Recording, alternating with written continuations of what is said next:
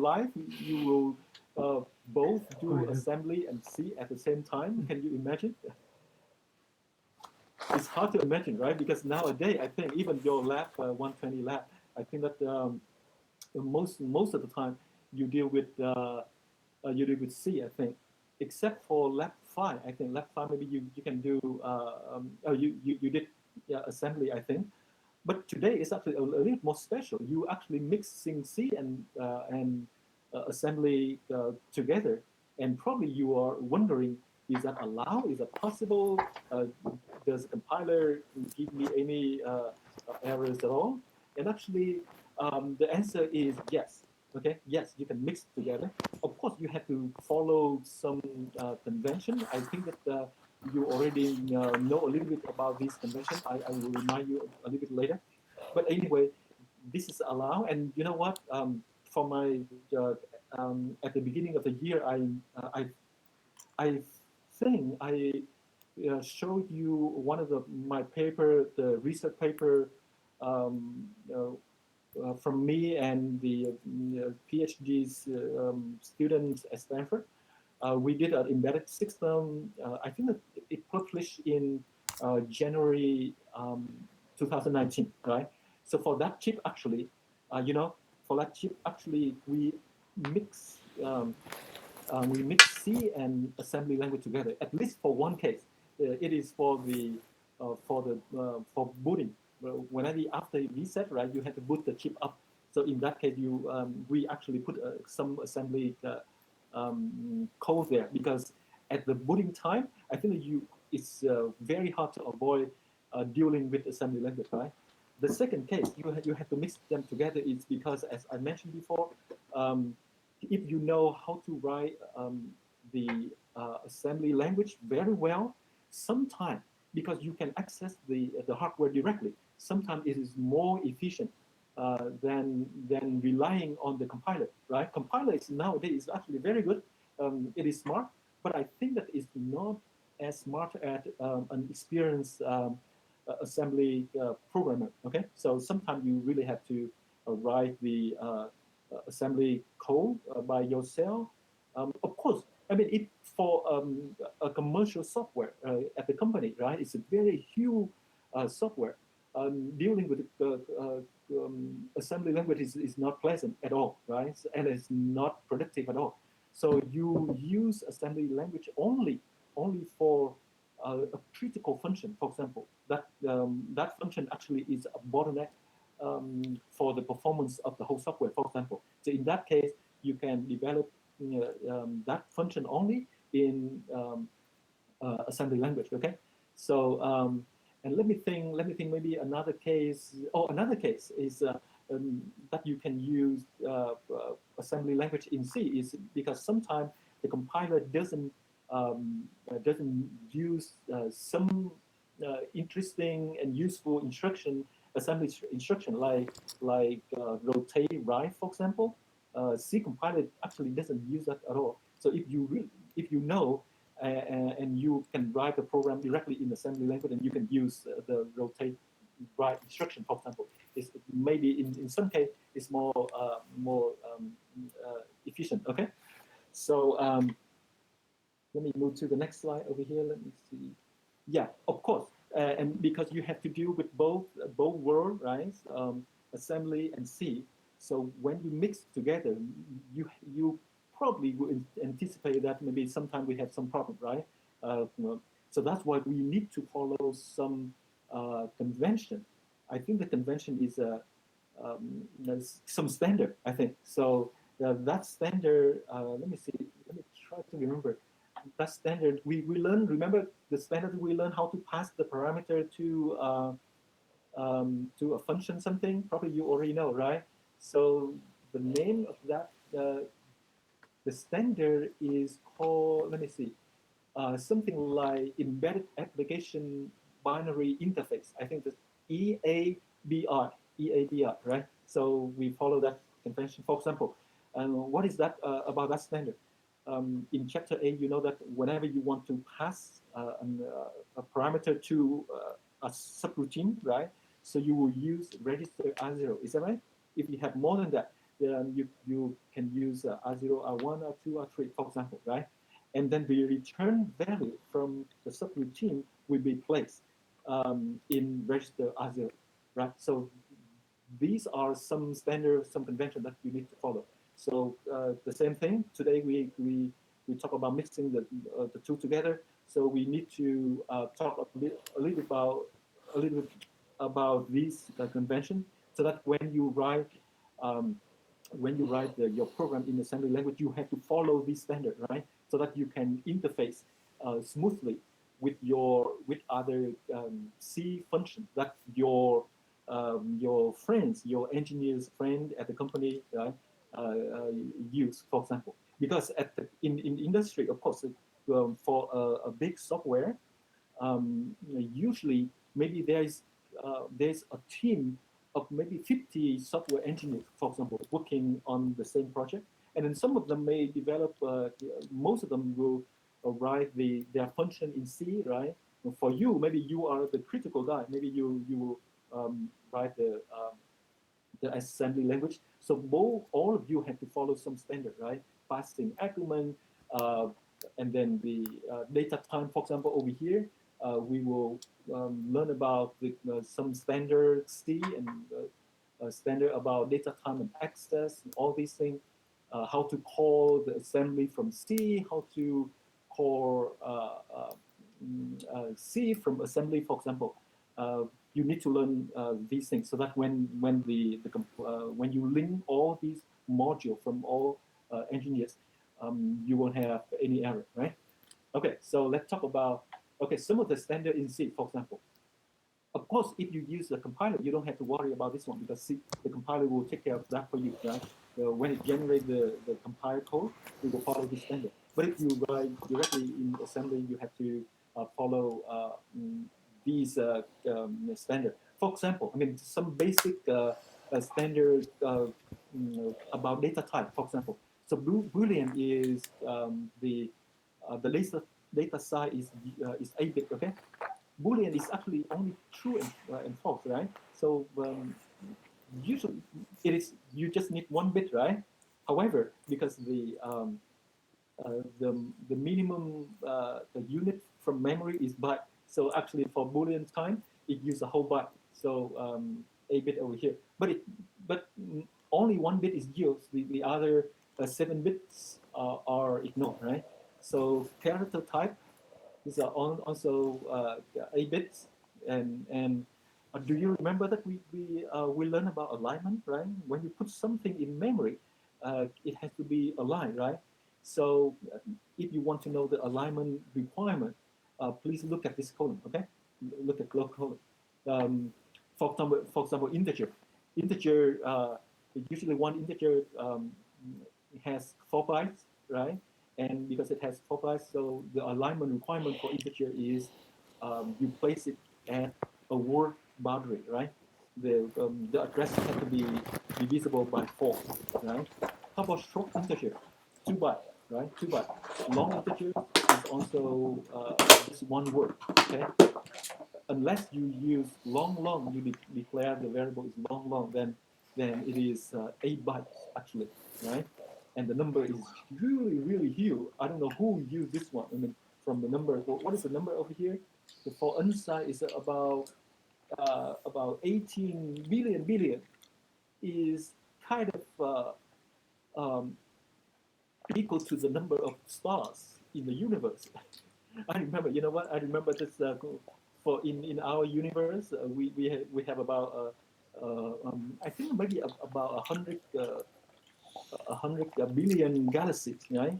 And in each galaxy, maybe you have probably the same number of stars, maybe 100 billion stars as well. So that's why maybe this number is about the same as the number of stars in the universe.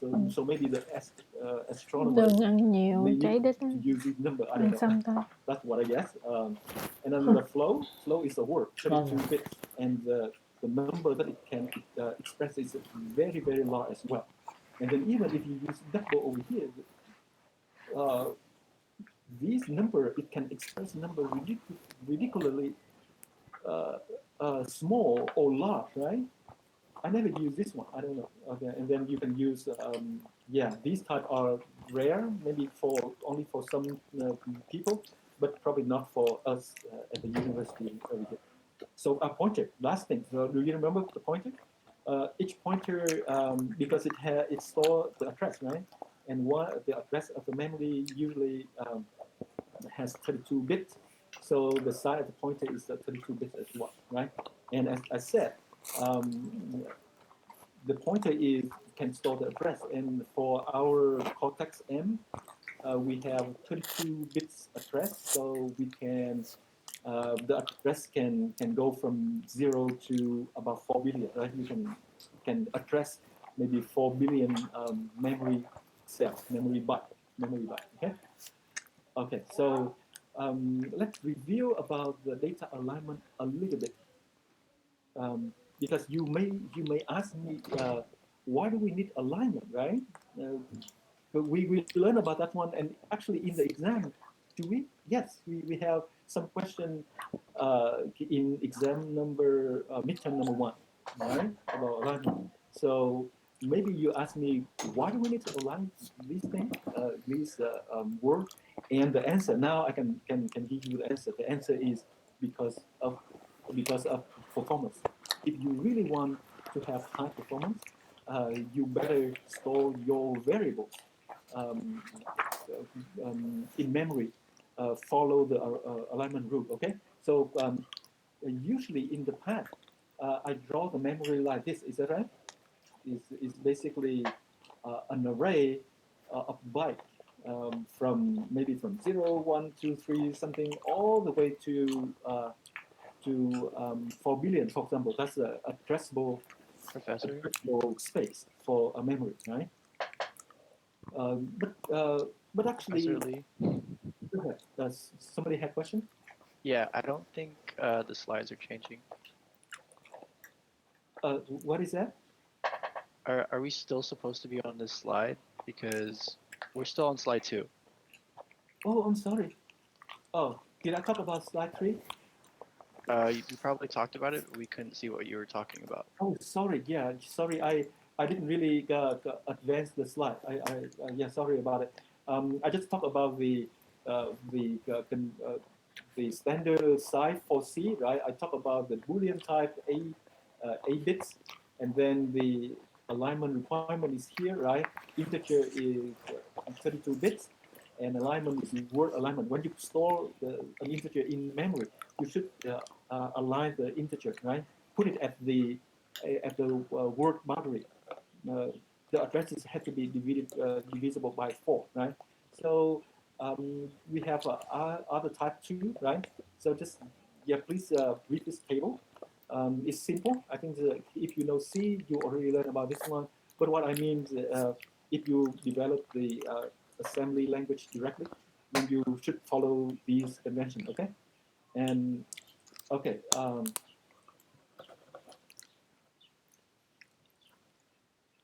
okay, okay. So let me see.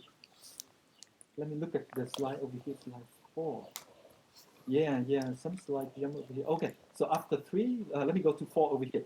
So 4, just review about um, some useful um, uh, assembly instruction to load by or to store by, right? Or work, right? So I think that in the midterm, I just tell you about the load by over here, but I didn't really say deeper. I just tell you enough for you to do the exam, right? But now let's summarize in 2 table over here that, for you to know everything about load and store. Okay, load. In this case, you can load a byte. Okay, um, uh, and this is a U for low unsigned byte. Okay, unsigned chart of over here. So what does it mean? Um, the thing is, because if you load a byte into the register, right? The register has 32 bits, and the byte has only 8 bits, right? So you load mean bringing something from memory to the register. So for the first one over here is low byte. You bring only one byte from memory to the register, and then you may ask yourself, what happened to the remaining 24 bits of the register, right? Right. So that's why we have the unsigned and signed over here. Okay. So if you use low byte over here, right? So it will bring a byte from memory and load into the least 8 bits, least significant 8 bits of the register, right? And for the remaining 24 bits, it will zero out. It will put padding 0 there. Okay, so that's for LDRB, right? But if you really want to load a signed number into the register, right? You have to preserve the side bit, right?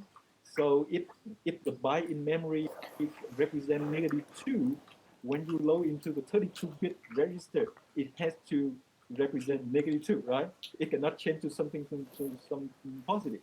So in that case, please use the LDRSB side, okay? Low byte but side. It means that you will bring a byte from memory to the register, and then you extend, you replicate the bit, the side bit of that byte to all the way to the bit 31 of the register. Okay, so you will fill the remaining 24 bits of the registers with the side bit of the byte that you load from the memory. Okay, so this is a for side over here, and over here is to load 2 bytes into the register, right, from memory. Okay, and in this case, you zero out the remaining 16 higher bits of the register. Okay, for low over here, a low LDR is to load the whole thing, to load the 32 bits from the memory to the register. So in this case, it is, of course, it is used for both side and unside. Okay, so I already talked about low byte side over here. Just extend the side bit over here, and this is you load 2 byte and extend the side bit of the higher byte. Okay, you have 2 byte over here, right? So for the higher byte, take the side bit, replicate for the remaining 16 bits of the register. Okay. How about for store? Store the same thing. I mean, store is actually easier because you actually bring something from the register back to the memory. So in this case, so for store over here, you just bring whatever 32 bits from the register, bring to the memory, right? 4 byte in the memory. Over here, you store just 1 byte. Bring the 1 byte from the least significant 8 bits of the register and load into the memory over here. Okay, and for the last case over here, you bring the least 16 bits from the register and load into the memory in this case, right? So let me stop here just for maybe 10-15 seconds. Let me look to see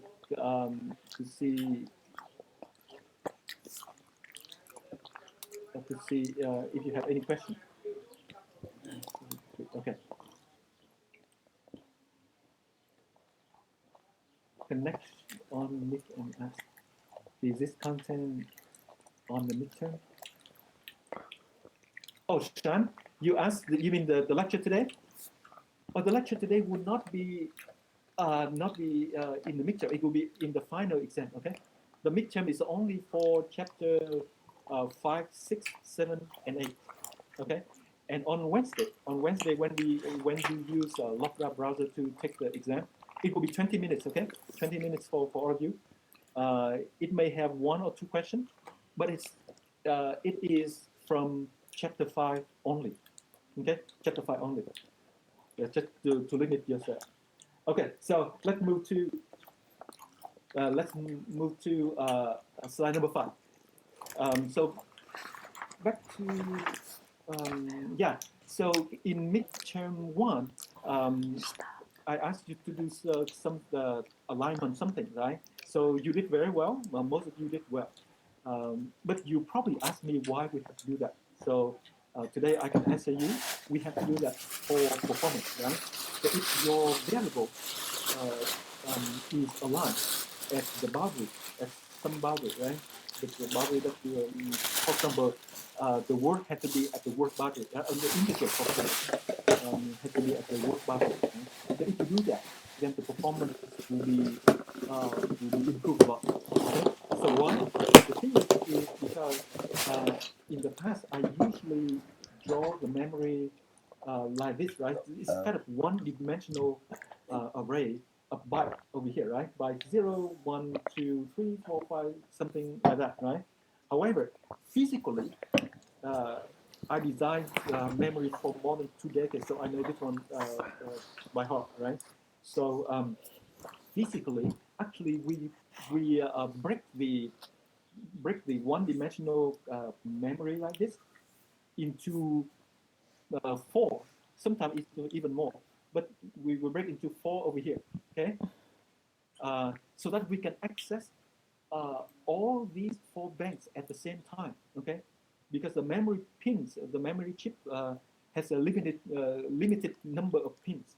So we really have to break into here so that we can bring out 1 byte from this bench to um, um, to 8 pins, and for the bank number 1, we bring out to 8 pin, another 8 pins. So over here, 32 pins over here. Okay.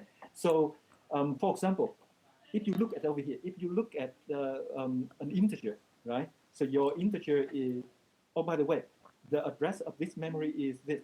By 0 will be here, okay? By 1, by 2, by 3, by 4, 5, 6, 7, 8, 9, 10, 11. Some blah, blah, blah, okay? So for the integer, I have an integer. My integer is the most significant byte is 78, for example. The next one is 56, 34, 1, 2. Okay, so that's my integer. Let me repeat my integer again. 7, 8, 5, 6, 3, 4, 1, 2. Okay, so if you put this your integer at the word boundary, you have to put 1, 2 over here. Okay, 1, 2 over here, 3, 4 over here, uh, 5, 6 over here, and this one has to be down here. So if you do so, then in just one access, you can bring all the 32 bits outside to the 32 pins directly to the processor. Just one cycle, you can bring them up, right?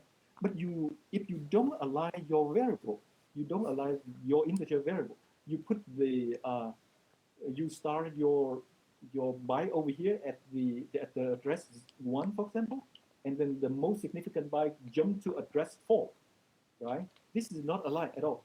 So if so, then to get the whole integer 4 byte of the integer, the processor has to do 2 access, one access over here and another access over here to get your integer, your variable integer.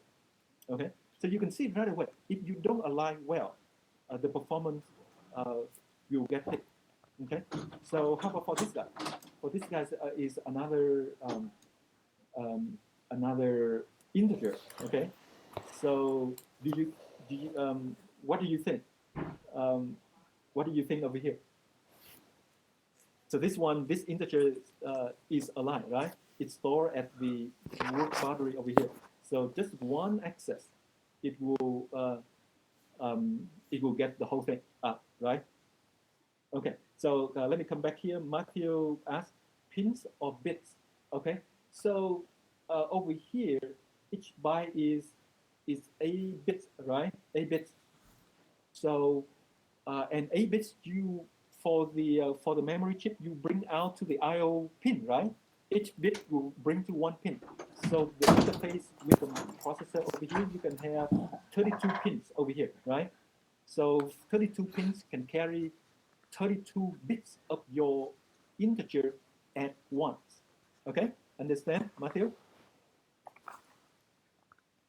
So for every cycle, because you have 32 pins, you can bring all 32 bits of your integer from the memory to the processor. Is that okay, Matthew?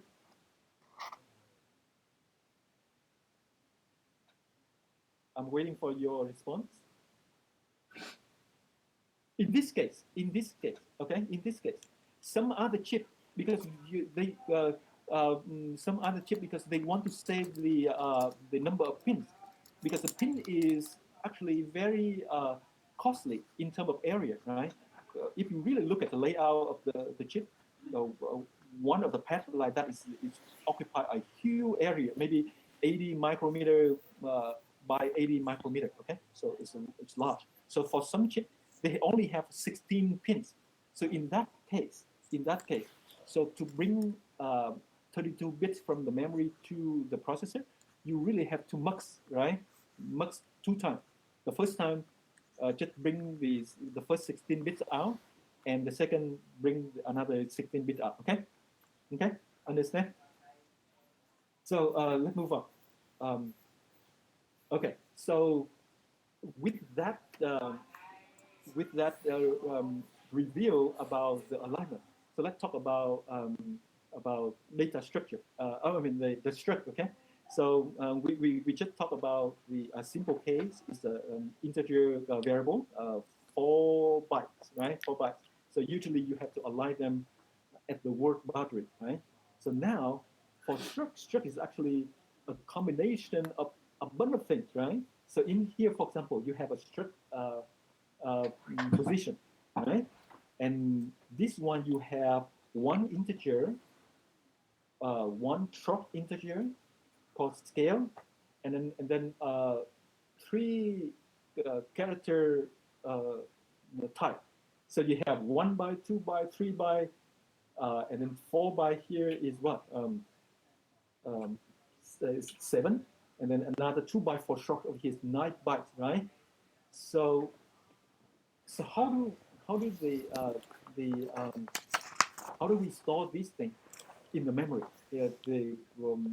The data structure. I mean the structure here in the memory. Do you and remember the declaration here is declare of an array of 10 position structure. Okay, so you can see in this case I have for one element for one struct I have to use 9 bytes, right? So now I have an array of 10 of the struct. So I have to use 90 bytes, right? So maybe you use 1, 2, 3, 4, 5, 6, 7, 8, 9 over here, okay? Maybe this one is for element 0, and then another 9 for element 1, another 9 for element 2. Is that right? Is that correct or not? If you do so, then the variable inside the struct will not be aligned. And then the performance will be slow. So that's why when you write the C program, you write the code like this, the compiler will actually insert the padding byte so that all variable in here will be aligned. So this, if you look at over here, like this, okay? So this is actually, if you compile that, the compiler will allocate the memory like this. This is 1 byte, no problem. It will allocate down here, right? The next byte Y over here will go to here. Next byte Z, because Z, all these are character type. So the alignment requirement is just byte alignment, right? Okay, how about the integer over here, the integer type, right? That's 4 bytes. So the alignment requirement is at the word boundary. So the variable time cannot be placed over here, right? It had to start from address 4 over here. So you can see time here will occupy this 1, 2, 3, 4 byte, this byte, right? So that's why the compiler insert a dummy byte over here, right? Okay, so if so, then and then finally the short after inserting this dummy byte over here, then the compiler can allocate the short variable scale over here, right here, and scale is aligned, right? Because it is aligned with the hardware boundary, so that's fine, no problem. So actually now we have 10 bytes for each element, right? 1, 2, 3, 4, 5, 6, 7, 8, 9, 10, including the padding byte over here, right? So is that okay? So the next element will be another 10. Is that right? Right? So I can put the next element, the next 10 over here, right? Actually not true, right? Inserting one padding by here is good for this element, right? But it's still not good for the next element. If you put the next element, this is the array 1 over here, right? If you start from right here, you will see that the time variable here will not be aligned, right? So for the time variable here to be aligned and the time variable here to be also aligned at the word boundary, actually the compiler has to insert another two padding by over here, okay? So if after inserting another two over here, you will see that the time variable here will start from address 16. That's good, that's aligned, right? If you don't have this one, the time variable here will start from 14. But 14 is not a word boundary, you see? So it's a violate, right? So that's why in this case, the compiler actually inserts 3 bytes for you. So even though this is what you write, but when the compiler compile, it will be something like this, right? Okay, padding it has one padding byte over here and another 2 padding bytes over here. Okay. Um, okay. So that's usually for performance, of course, right? But if you really want to save time, right, especially in communication, in for example, in USB interface, for example, USB interface, probably you know very well, right? You use USB cable all the time, right? So in that case, I mean, you can see that if we insert the padding byte over here, it's actually the number of bytes um, increases, right? So if you don't if you don't increase this, uh, if you didn't do that, then for each element, you would have only 9 bytes. Okay, so now to satisfy the alignment requirement, then you really have to reserve 12 bytes for each element, right? So it's kind of costly. So if you really have to transfer a large number of data um, through a USB cable, for example, it will take longer, right? So that's what sometimes we allow unaligned variable, especially for some special cases. For example, for in communication, for example. So in that case, we will remove all these padding by out, right? How to tell the compiler to remove that? So you just say, um, just include this one from part struct position, right? So if you don't say anything, just struct position, then it will add in the padding bytes. But if you do this, then it will remove all the padding bytes, and you will see something like that. Okay, so you will see that for each element, now we have exactly 9 bytes, right? Of course, I mean the variable inside this structure are not aligned anymore, right? But of course, you use this one only for some special situations. Okay. So let me summarize. Let me see. Yeah, let me summarize over here. So if you really want to optimize for performance, right, you have to align your variable, right? So it means that you really have to, sometimes you have to insert the padding byte, right? So that's optimized for speed. Uh, and over here is if you really want to save memory, right? So in this case, for example, if you use the park over here, right? So you will remove all the padding bytes, and you will, for each element you use only 9 bytes instead of 12. So you actually save space, right? Save memory, right? However, the performance is not as good. It will be bad, right? So it just depends on you, depend on the application that you are working on, right? if you are working on some application that doesn't really require high performance at all, and then you can use this one to save memory, right? But if you are working on the very high performance application, then probably you will use this one, right? Maybe you will use a little bit more memory, but the performance is better, much better. Okay, so I will talk about another topic that probably for me, I learned about this one long ago. I mean, when at the time I was like you, like maybe more than 20 years ago. So do you remember? This, what is the difference between the static variables and local variables?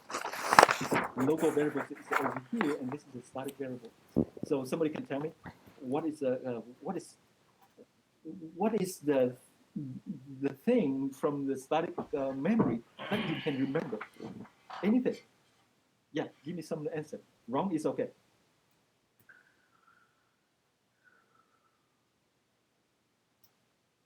Yeah, please, go ahead and give me some answer.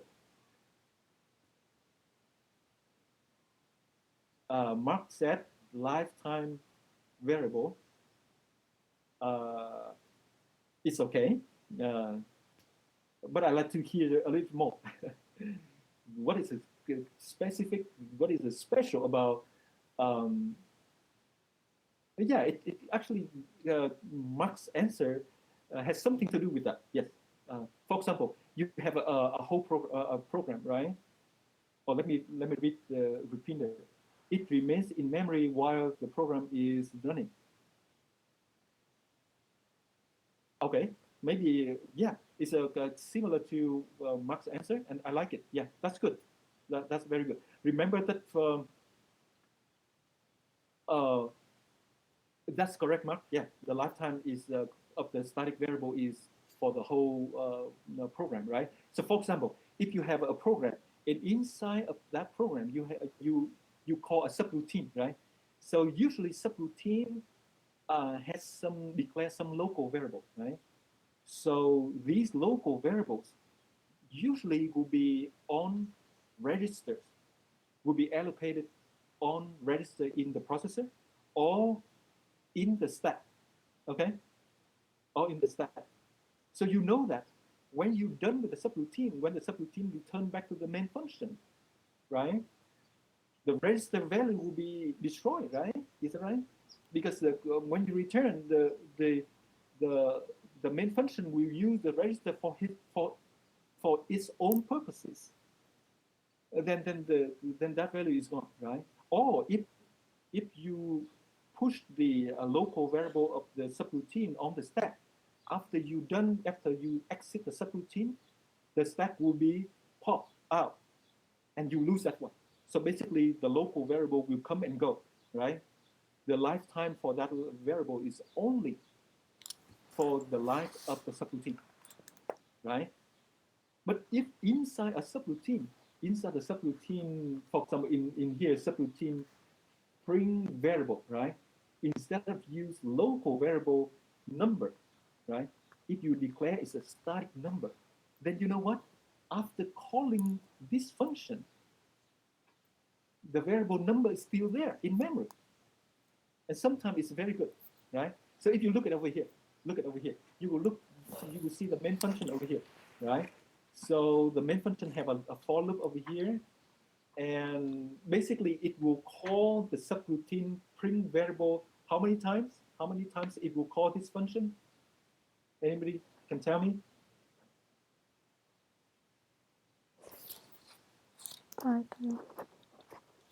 Anybody can tell me how many times the main function will call the subroutine print variable?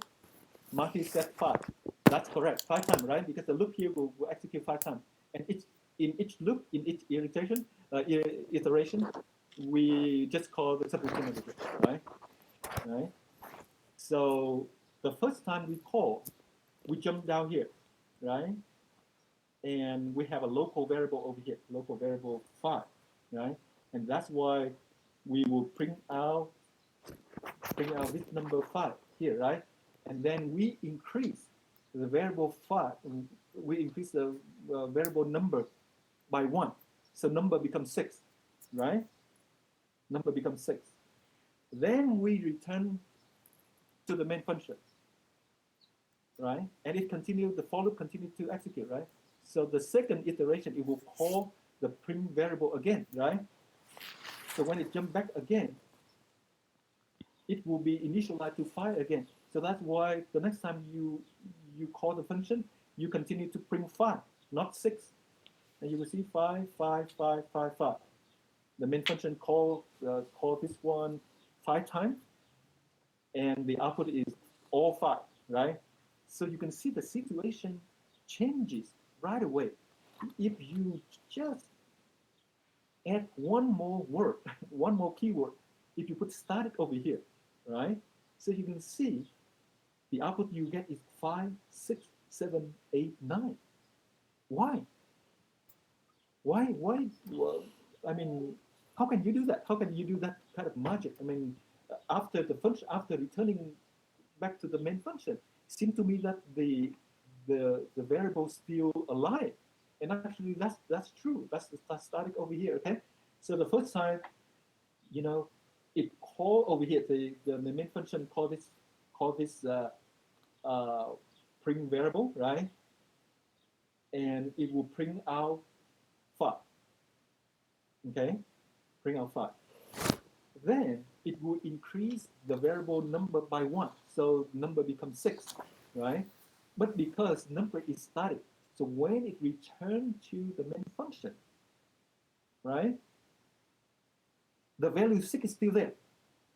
The value 6 is still there. So that's why the next time you call, it will print 6, right? And at the end of the second call, the number will be increased to 7, right?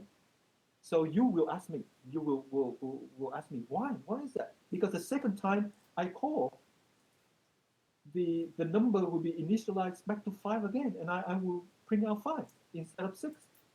Is that a valid question? Is a valid concern? Anybody? Do you see that this, whenever you jump to the subroutine over here, right? You initialize number to be 5, so you will print out 5 instead of 6. Is that a valid concern? Anybody can tell me. In this case, you can see whenever we call the subroutine, you reinitialize the number equal to 5. That's why we always print out 5 over here. Why in this case, when I jump from the main function to the subroutine, I reinitialize this one to 5, but when I print, the subroutine will output 6 instead of 5. Anybody can answer my question? I will wait for a few seconds over here. Give me a few, maybe 5 minutes at the end to talk about the midterm. Okay, so maybe we please respond quickly. Okay, so that we can move on, and then at the end of the lecture, maybe I can remind you something. Yeah, don't worry about wrong or right. Okay, as usual in this class, don't worry about wrong or right. So Shan, static variable is kept.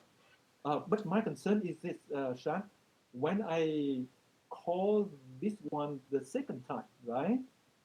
The first statement of the subroutine is initialize the number back to 5. So why doesn't the subroutine print out 5? That's my question. Is it because the variable is already initialized? And Muhammad said, use the address from the memory instead of 5. Yeah, for Muhammad, we can talk about how it is implemented in the next few slides, right? But for now, at the very top level, why is that? And then Sim must have some idea. I think that's the correct idea.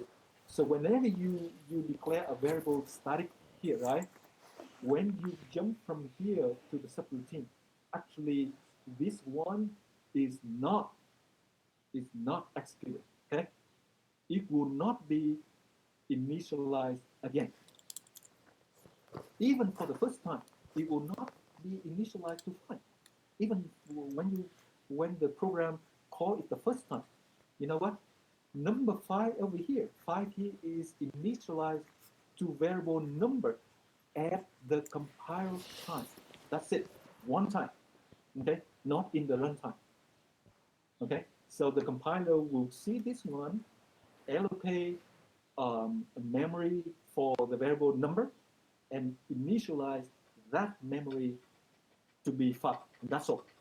So during runtime, when you jump from the main function and when you call this one, just assume that this one is, you don't see it. This one is not executed, okay? Will not be initialized again, okay?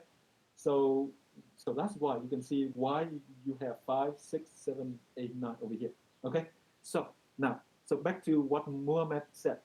So now we would like to see behind the scene, how could the assembly language do that, right? How could it do that?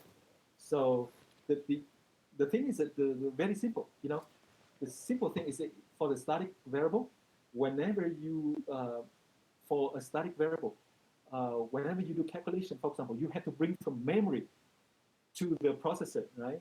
And then when you're done with the subroutine, you always write back to the memory. So that's why the value is set, right? Not for the local variable. The local variable, as I said, is sometimes allocated in register, and another time maybe on the stack, right? So when the subroutine is done, it will pop the stack out, pop the variable out of the stack, or return the register to the main function, right? So that's why the value is lost. Okay, so now we look at in detail, deeper in the detail to see what, right? So this is a okay. Maybe this is some question to ask you over here. So maybe just to reinforce. So in this case, main function will call full function 3 times, right? Call here, here, here. So each time it call full, it will jump to here, and it initialize x equal to 5, and then increase x by 1, and then return x. So that's why the return value here is 6, is that right? And it will be initialized to y. So that's why in this case, y will be equal to 6 at this point. And y here is also equal to 6, right? Because whenever you call the subroutine, because this is not a static variable, it will be initialized to 5 again, right? So you will have 6, 6, 6, is that right? Let me see. Yeah, 6, 6, 6 over here, right? So how about if you add the static over here, right? So remember, x could be equal to 5 at the compile time, right? So when you call this one, right, it will jump down here. It will bring the variable from the memory into the processor here, and the value is 5. Add with 1 is 6, and then that value will be rewrite back to the memory. Okay, so that's why over here, y over here would be equal to 6 over here. But next time you call, right, you jump down to here. Remember, it will not execute this one again, okay? It will bring the value from memory out again. And remember the last time? Last time is 6, right? So that's why now it brings out 6 plus 1 is 7. So that this time y will be equal to 7, and this is 8, okay? What? Oh, this is the assembly language. Over here you can see yours will be 6, 7, 8. Okay. So if you really look at it to see why, let's look at the local variable first. And over here is the C code, and this is the assembly code, right? So you will see the problem is this: they allocate. I mean, you can say the compiler, right? Or maybe the assembly programmer. They allocate the variable x to be registered R0. Okay, right? So in this case, we initialize x to 5. So that's why we bring 5 to register R0. Okay, in this case, R0 will represent the variable x. Okay, and then we add the 1 to that, so R0 will become 6, right? But when you return over here, when you return BXLR over here, you return to here. Is that right? You return to here. So you return to here, and then you call the subroutine full again. So you jump back to here again, right? And when you jump back to here, you will reinitialize 5 to R0 again, right? So that's why after each call over here, you always have 6 over here, return value put at the register as R0, right? So you always have 6 because you reinitialize over here, okay? But for static variable, um, okay, let me stop a little bit. Shan has a question. So for local variable, the value 5 is reinitialized every time. Yes, that's the point, Shan. Yes, that's correct. But if you really look at the static case, right? Static case over here, it will not be reinitialized again. Okay. So in this case, how is it implemented? So if you look at over here, right? So the function, you look at the function over here. Of course, at the compiler time, the compiler will allocate the variable x right here and initialize the value by 5 right there. That's it. That's one time. Okay? One time. Then, when the main program called full, in this case, full here, right? Full function over here, you will see that in here, you will never reinitialize x to be 5 at all. You never. You just bring the value of x from the memory to register R0, whatever it is. So remember these a couple of low instruction over here. You learned that in midterm 2, midterm 1, right? So you bring the address of x into R1 and use that address to access the value of x. So R0 at this time will be the second time you call will be 6. Okay. The first time, of course, the first time is let me trade with you together. For the first time, because the value is 5 from the compiler, so it will bring 5 to R0, right? And then it increase R0 to 6. Then, right after that one, it will store 6, the value 6, back to X again. So this one becomes 6, okay? And then it return to here, okay? Now, the second time it called, it jumped back to here, right? So you will load the address and you will bring the value, whatever value in the memory for X, which is 6, right? Bring it to R0 over here. So R0 over here becomes 6 over here. And then you increase the value in R0 by 1, so it becomes 7. Then you save that one, the value 7, back to the memory. So in the data area over here, this one will become 7 at this time. Then you return to here and do the next call, right? The next call. So after you're done with the next call, the value here will become 8. Okay, so you will see the difference between the static variable and local variable, right? At this time, right? So with that, I think that I can move on with for the other topic, the remaining topic is a mixing between C and assembly, right? So the first question is, can a C function call an assembly function, right? So for example, in your software engineer team, you have 10 people, right? Let's say 10 people. Uh, your friend developed this one, this C program, main program over here, main function over here, and you develop the assembly function over here, right? Uh, so your friend actually need to call your function, right? He need to know the length of a string, okay? And you are the one that develop the function string length in assembly, right? So your friend doesn't need to write again. He just come to you and say, oh,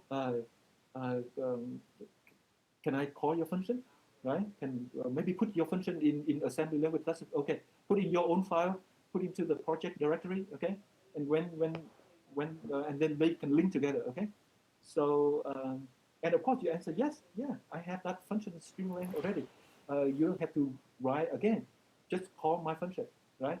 Okay. So the question is how do you use the function string length from your friend over here? Okay. From how does your friend use your string length function? Okay. So how to call? Very simple. So first of all, from your side first, there are two sides over here. You are the assembly side, right? And your friend is the C program over here. So from your side, what do you have to do so that your friend can call you? So it's a very simple. You develop your function string length as usual. This one probably you already know how to do that in even from chapter 3, I think, right? So this the only difference from this time is you put the export string length over here for me. You export your name, the name of your function, out, right? For everybody out there to know, right? To know that you have that function for them to use, okay? Understand? If you don't do that, nobody will know. And then when you run in the link process, the compiler, the linker will complain, okay? So from your side, please export your function name over here. Understand? Okay. So how about from the C side, from the your friend side? Okay. So for him, uh, the only thing he needs to do is because you require him to uh, do you see the call over here, right? So for the string length over here, it has one argument over here, right? So it and the argument is actually the address, the first address of the string hello. Okay, hello over here, right? So you need to pass the address to the function string length. And as we know the convention, whenever you pass the address, you have to put the address to put the argument on the in the register R0. So for you, in C, if you do this one, so then the compiler will know. And when it generates the code, it will put the address here on the register R0 for you. Okay? So for this slide, the important thing is don't forget this guy. Don't forget to export your string length for other people to call you. Okay? Understand? And then after you do that, other C program can call you easily, like this, uh, um, like like like as if string length was a C program, a C function. Okay, very easy. Okay, so that's the function call. How about sometime you in the um, in the assembly language, right? You want to use some global variable uh, defined in C program. So in this case, you can see that we declare and allocate and define a variable counter, an integer in C, okay? But then in assembly, can we use that one? Can we use that variable, right? And the answer is yes, right? So in this case, if the assembly language, if the assembly program want to use some global variable from the C language side, then the only thing you need to remember to do is import that variable in. That's all. Okay. So over here, if you want people to call you, do the do the export over here, right? So in this case, because you use the variable from somebody else, so you will do the import into your function for you to use, right? So that's a very easy to understand. Import over here, right? Um, um, okay, so that's the topic of the title over here. Okay, this one is just the repeated thing from the previous slide. So in this thing, the assembly language has other extra function: set value, get value, increment, and the C program wants to use this function. You can see the call over here, right? Set value, increment, get value. So that's what on the assembly side you have to export the name of the function. Export export. Okay, understand? This is just a review of the topic we discussed on in the previous slide. Okay, okay, okay. So now let's go to here. How about we just talk about C calling assembly, right?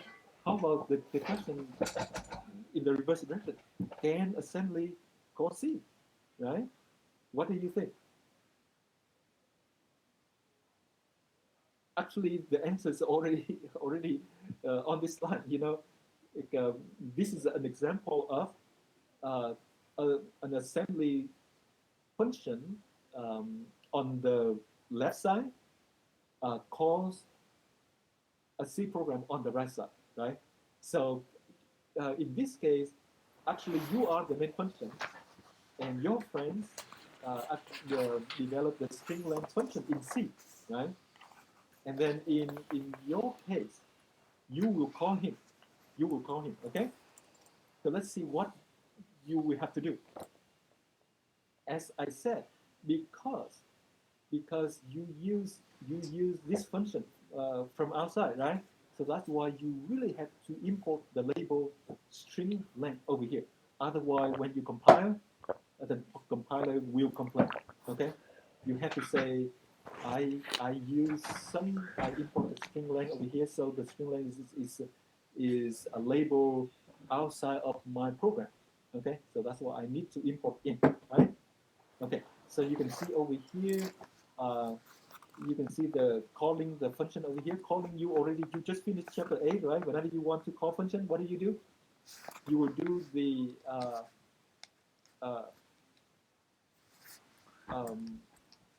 um, branch and link, right? BF, right?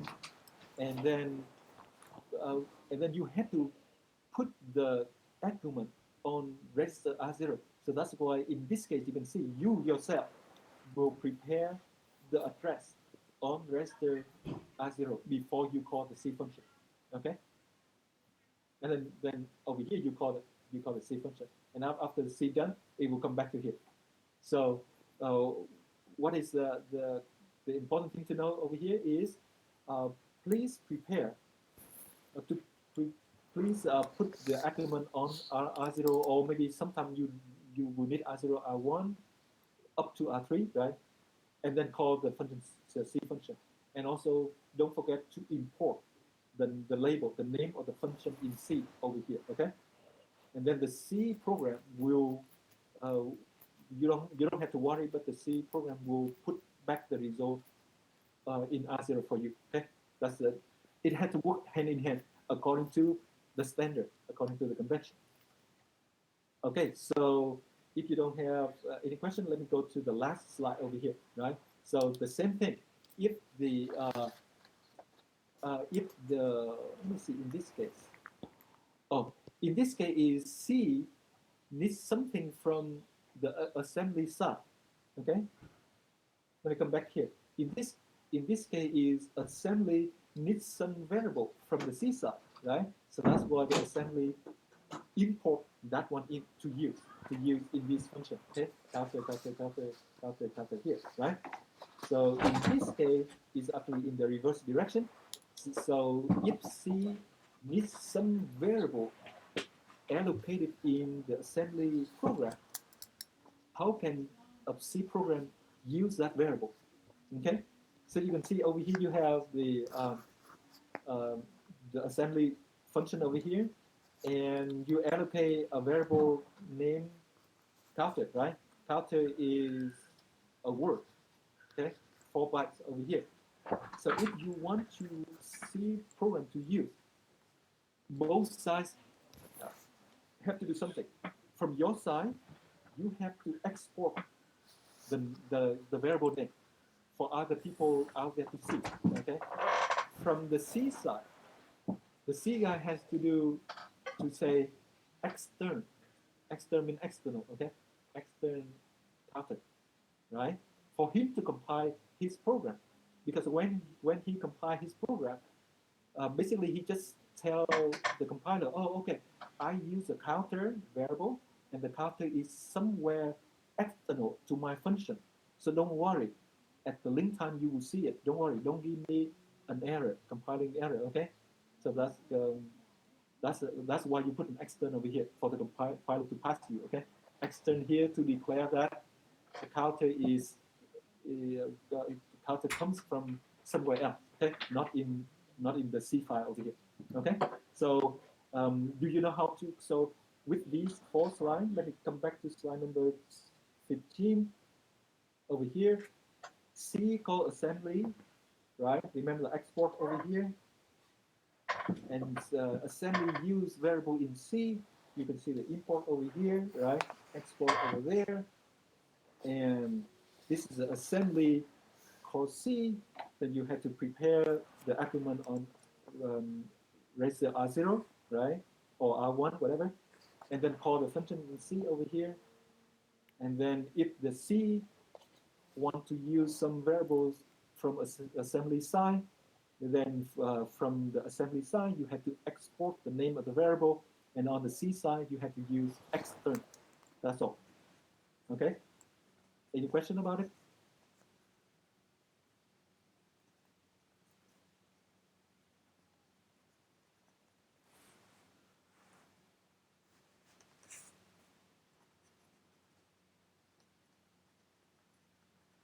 Okay. Okay, so do you have any question? If not, then I will talk about the midterm on Wednesday and on next Monday. A little bit, just a little bit today. Any question? Go ahead. We have 1 minute for question and answer.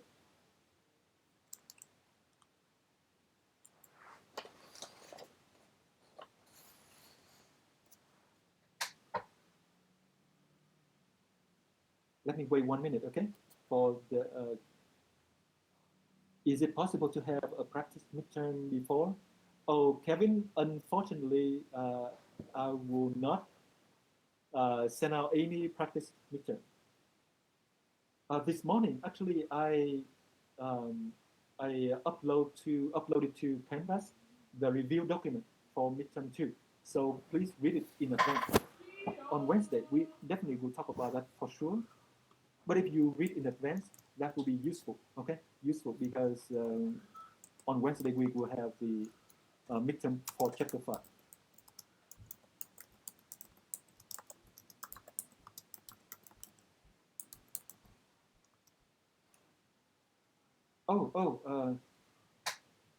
Okay, I see. Okay, Kevin, maybe I misunderstood you before, right? So let me answer your question again. No, I'm asking about submission. So so there will be no submission. I mean, taking photo and submit through Canvas. Okay. I like to minimize any issue for you. So that's why you just need to type in